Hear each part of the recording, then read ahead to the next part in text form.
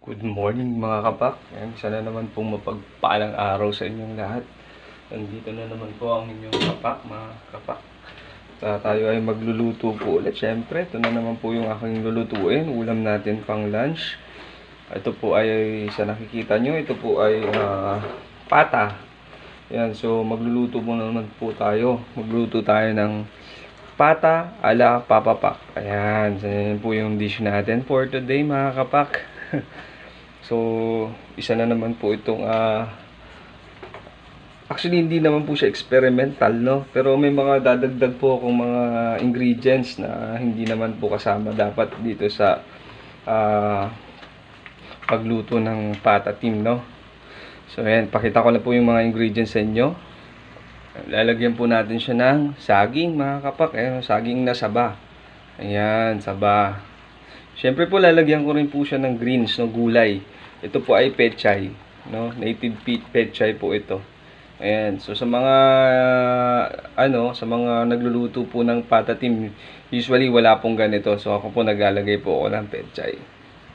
Siyempre, meron po akong hindi kasali dapat na ingredients dito since gusto ko po siyang subukan and experiment. Ito, lalagyan natin siya ng apple. Slice apple po yan mga kapak. Yan. Siyempre yung ating Coke. Yan. Lalagay na po natin.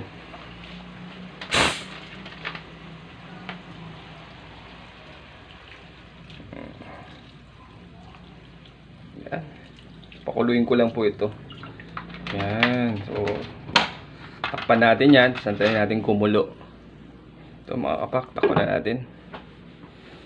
Yan. Santayin natin siyang mag-boil mga kapak. So, ayan. Ito na mga kapak, kumukulo na. Ayan. So, lagyan na natin yung toyo. Lagyan na natin konting toyo. Mga kapak.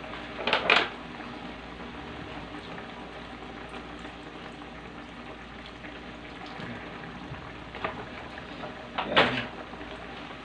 Takpan ulit natin siya mga kapak.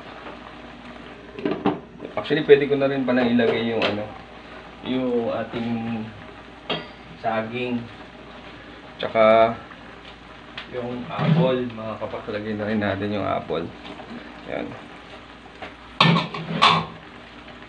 So, mix na natin konti. Ayan. Sarap nito mga kapak ko.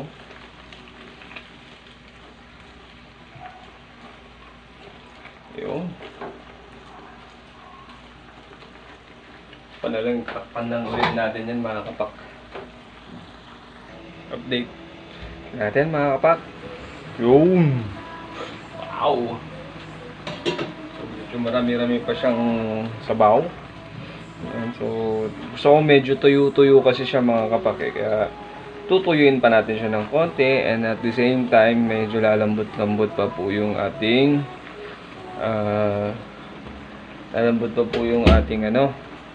yung ating karne. Yan, sundayin lang natin siya mga kapak. Diba? Sundayin lang natin siya ulit. Kapanin natin siya mga kapak. Yan. Sundayin lang natin siya. Mga kapak. Tingnan natin. Yun. O, diba? Kailangan natin. Yan. So, now, lalagay ko na yung aking pechay mga kapak. Dami-dami ito. Dami-dami yung pechay ito. Sarap. Sarap kasi pag may gulay mga kapak. Yan. Supposedly dapat to, meron pa siyang yung ng saging, bulaklak ng saging.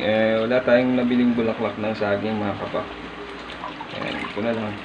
Pechay. Yan. Lagyan natin lahat. Alright, mix natin mga kapak. Diba?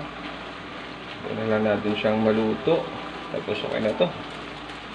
Tira tayo ng konting sauce pasabaw sa kanin. Diba?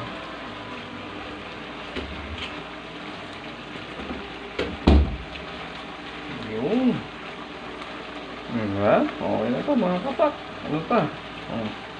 Pan natin. Tayo natin maluto yung pechay. Tapos okay na. Kain na tayo. So yan, maraming salamat po ulit sa inyong panonood mga kapak. And lagi ko pong sinasabi, mag-ingat po kayo lagi and have a good day po sa inyo lahat mga kapak. Bye!